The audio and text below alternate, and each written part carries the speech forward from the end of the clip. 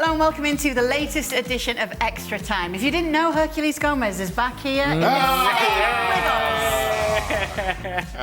Good to be with you guys. Good to be. When is Frank coming to visit? That's what I want to know. No. Don't deflect now. Don't deflect now. No. Hey, LA Herc, baby. You remember LA Herc doing Copa America? Showing up in shorts and sandals. I have to wear shoes now. It's like, it's never cold here. It's always warm. So somebody was telling me about septic tanks, and I'm like, what are you talking about septic tanks? Well water, and now shoes and shoveling your own snow. I wasn't aware of these things. No. You'll be aware. You used to live there before. I lived in an apartment shack. Come on. As a single guy. Get ready, Herc. Yeah. All right, Frank Leboeuf is with us too, as you can see. And the first question is for Frank. Frank, I recently came across a clip where you said Ronaldo won't get to 800 goals. You're right. Do you think it's crazy that he is at 900 goals and counting? Yeah, Frank. you know what? If you go back to the question, you can see that at first I don't understand the question. When Dan asked me the question, then I say, and when you say my no, it's more a surprise no, but whatever. Some kids put that on my social network that I don't understand anything about football, whatever. But I'm very pleased for him to have scored 900 goals and the last ones in Saudi Arabia. I'm going to complain that nobody put in my statistic that the goal that I score when I play for Hollywood United Football Club. But whatever, that's all right. But I feel myself blending into the coach again. So no, Ronaldo is a fantastic player. I'm happy that he scored 900 goals, and I, in a way, don't really care about it. And I hope he's going to score 1,000 goals. We're going to make him like Pelé, if we can compare the two. Sounded very... It's like a passive aggressive. It's like, Oh, no, it wasn't passive. it was mostly aggressive. Really not See if I can kind, get that, out of Frank. this.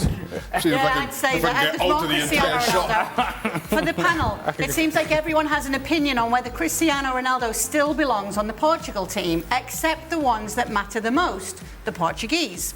Was there ever a player on your national team you always wanted on the field, regardless of age? Or form or anything else, I think would be the etc. Fine, I'll take the first go. Juan Arango. Juan Arango. And honestly, for those that don't know Juan Arango as a player, when this guy wanted to play, when he was fully engaged, I don't exaggerate when I say he was among the most talented players, not only in South America, but in the world. A magical left foot. The problem is that he didn't always want to. He wasn't always engaged. But regardless, a 50% version of Juan Arango is better than most, and certainly better than most in Venezuela. So I would have loved to have had Juan Arango all the time on the field. In fact, that was the case. When the manager was given the lineup, we knew that Juan was going to play. So the question was among the 3 or 4 other strikers that were there, are you going to play? Am I going to play? Is he going to play? Because we know he's going to play. And it was the right decision. And even when the coach was having fights with Juan Arango, I'll tell you a quick story. I digress here, but a quick story. We had just lost to Brazil 4-0 at home, and we were playing against Ecuador at home, and there was a lot of tension around the national team, a lot of pressure on the national team coach. It felt like it was either you win against Ecuador or you're fired, sort of thing.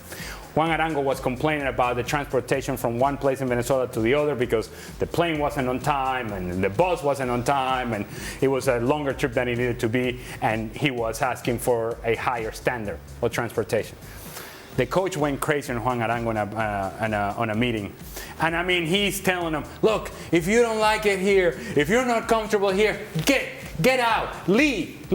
We don't need you here. And I'm sitting in the back of the room in the meeting. I'm like, no, actually, we kind of do. We kind of need him here. Actually, let's not go that far. Let's keep him here. Let's keep him happy. And sure enough, Juan Arango scored a goal in that game against Ecuador. I'm not going to tell you who scored the game winner, but we won 3-1. I wonder who it was. No, don't ask. I'm not going to tell you. Ask him. No, I told you I wasn't going to tell you. Nobody wants to know. I wonder. I can't think. Anyone that stands out to you, Herc? Yeah, I played in Puebla with Cuauhtemoc Blanco, and a lot of fans in the U.S. and Mexico will know who he is. He was 42 years old at the time when we were teammates, and he could barely move. And he was a little overweight. But I guarantee you, you could not take the ball away from him, no matter how hard you tried. And his antics on the field, and whatever he did when he had the ball, he'd get his head up and he'd see it run, and he would put it on your foot or on your head. And usually I was that runner. And playing with somebody who was that intelligent, that high IQ on the field, certainly every single time. But as Ali said, these special players are treated differently. One day he doesn't show up to training. Okay, what's going on with Cuauhtemoc? The next day I asked him, wow, why didn't you show up to training? He looks at me angry. It was my birthday, you idiot.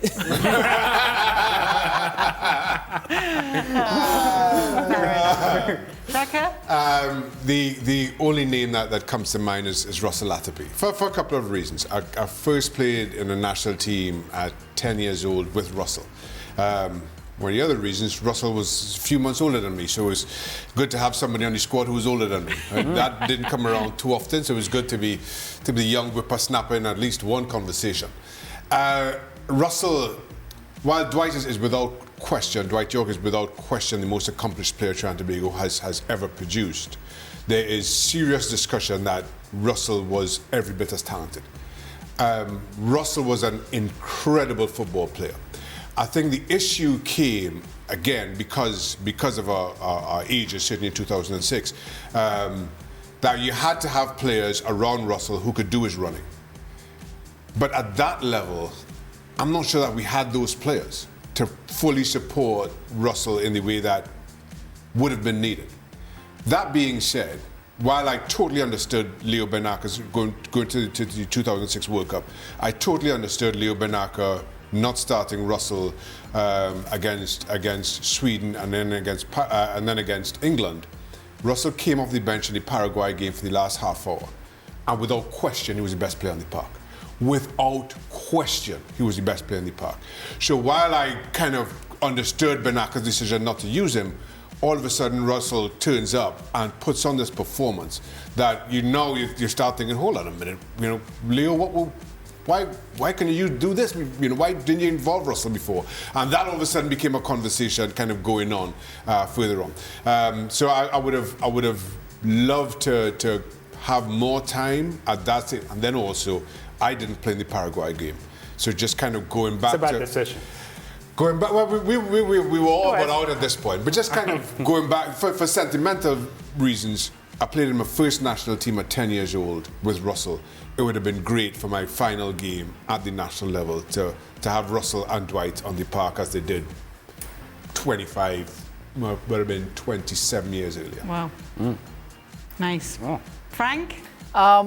With the national team, I have to say that the players that I wanted to play every time, they were the players a little bit younger than me. So that's according to the question, it doesn't match. But of course, Zidane, you want him to play any time, so no problem. But can I talk about Chelsea? And the two players were older than me, and I saw them playing, and I wanted them to play every time because they were so useful for us and for the entire team, but also for the defense. But Marcus was a striker of Chelsea and before Manchester United, and before he left to Southampton to finish his career. It was for me so helpful, when we are in trouble to find him and to keep the ball in order for us to get upper on the field. He was a fantastic player. And the other one is George Weah. I played the last year that he played. He came to Chelsea and we won the FA Cup with him. He was able to play only half an hour at the end of the game. But every time he was coming on, that was a different team. That was the George Weah we have all known, somebody exceptional, capable of doing things that few of players in the world are capable of doing. And I was so happy every time I saw George Weah coming on, I knew that something would happen. That was a nice question, actually. Thank you, Kay. Yeah. And great stories came from it. Okay, for Herc, any idea of what Poch ball will look like with our golden-ish generation of US players? It's a great question. I mean, talking to Gab last night, he thinks he's learned how to be pragmatic.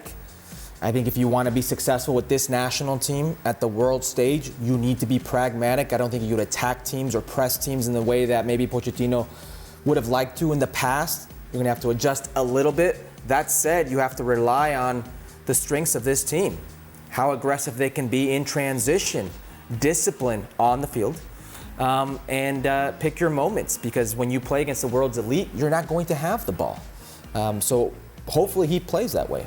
Can I just say, here we go. during the show, when we were talking about Jesse Marsch, Herc started by saying he has never upset anybody the way that US men's soccer has upset Jesse Marsch. And I've upset a lot of people. Believe yourself, Herc. That's what I was about to say. Believe in yourself. You can upset people like nobody's business. I've witnessed it. I have seen you in some Twitter beefs. That goodness me. Even Jesse Marsch is going, oh, Herc, you need to calm down a little bit. It doesn't even have to be on Twitter. With Seb. Oh, No, boy, you're right. I've never seen anybody so upset as Ali, physically ill with Seb.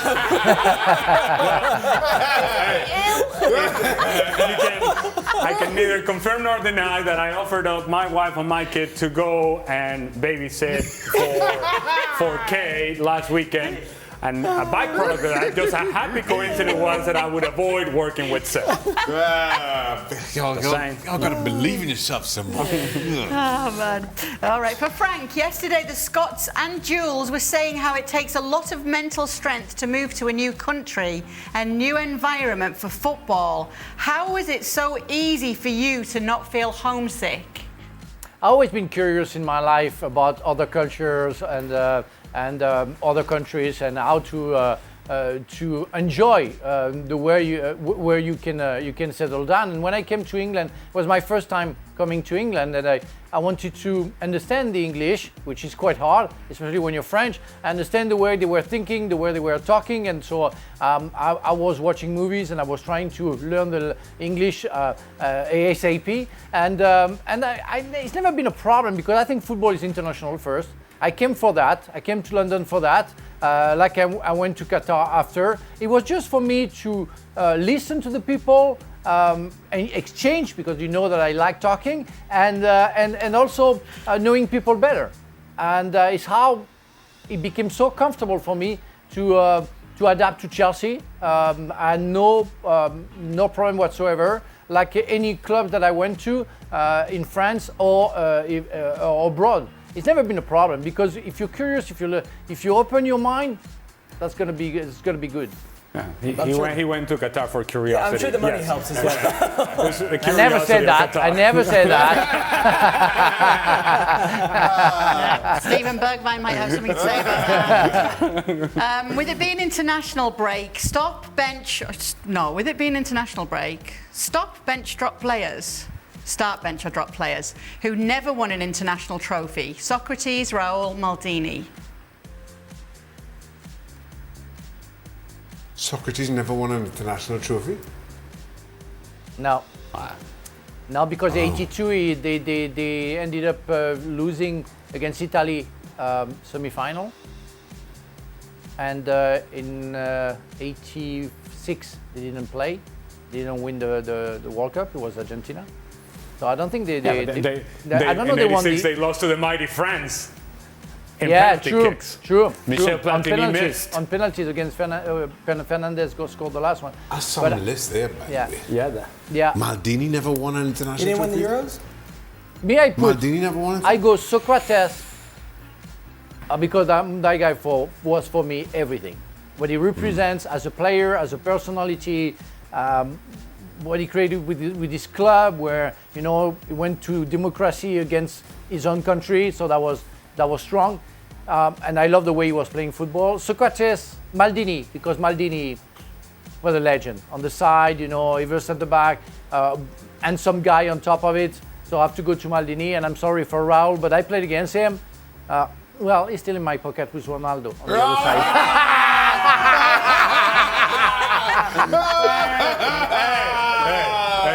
The dramatic pause to check the podcast. And I have to say, it was only 2 months, between Ronaldo and Raul. Not even, because we won the Super Cup against Real Madrid. No, I love Raul, great player, but he wasn't that good the final of the Super Cup. Well, Okay.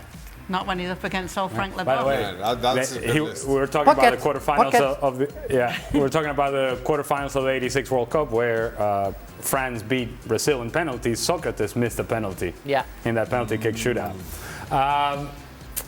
I would say I agree with Frank. Socrates, Maldini, Raul. Okay. Any disagreements? No disagreements. No? Not for me. Anyway. Check. Maldini lost 4 finals. Wow.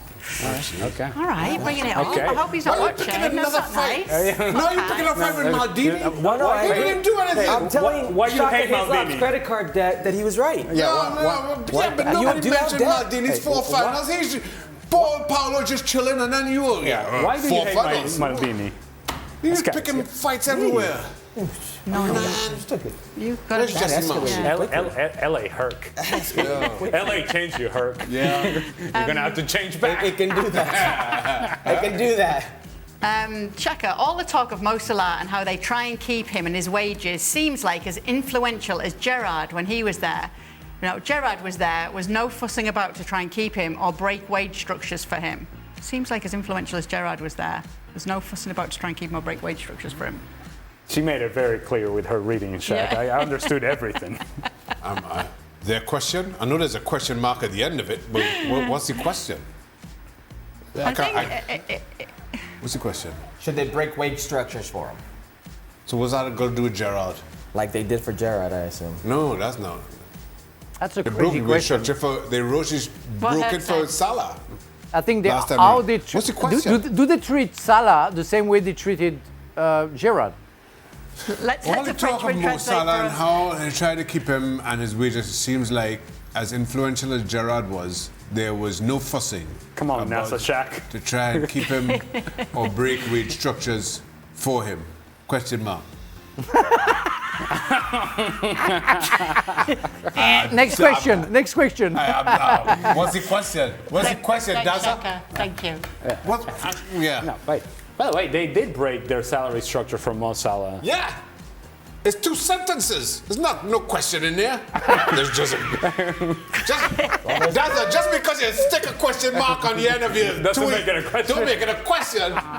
Listen, I ain't no English teacher, but even I know a question when I hear one. All right, well, here's one from Mitch. LA, do MLS crowds mirror their city's NFL counterparts? Are Philadelphia Union fans as bad as Eagles fans? Are FC Dallas fans as faking their enthusiasm as Cowboy fans? Oh, man. He's a Cowboy fan, by the way. Yes, he Cowboy is. fan. Oh, yeah, that. Let's see, it seemed like it was a build-up in the question just to get to the bottom part. Yeah. Yeah, that was good. I enjoyed that part. Yes, just really built up. Just for clarity and disclosure, I am not a fake Cowboys fan. I'm a true Dallas Cowboys fan, and the reason is very simple. I had never attended an NFL football game until I lived in Dallas as an exchange student in 1993. Now, for those of you that may not know history of NFL football, that was around the time in which the Dallas Cowboys were winning the 92-93 Super Bowl, 93-94 Super Bowl, and then they went on to win in 95 as well. So, You were a glory hunter. I was, no. Oh, man. Oh, boy. Got him. Touchy. After your baby after you did all the babysitting and everything. No, we'll close that door now.